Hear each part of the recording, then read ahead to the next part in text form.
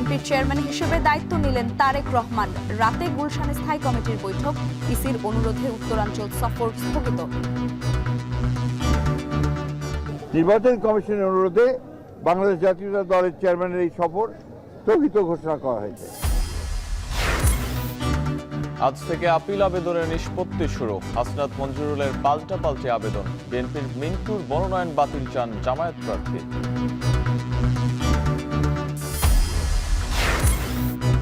বেনামি mobile সিম দিয়ে প্রতারক চক্রের ফাঁদে সর্বশান্ত অনেকেই। আইন শৃঙ্খলা বাহিনীর অভিযান সহ বিপণন ব্যবস্থাও কঠোরের তাগিদ।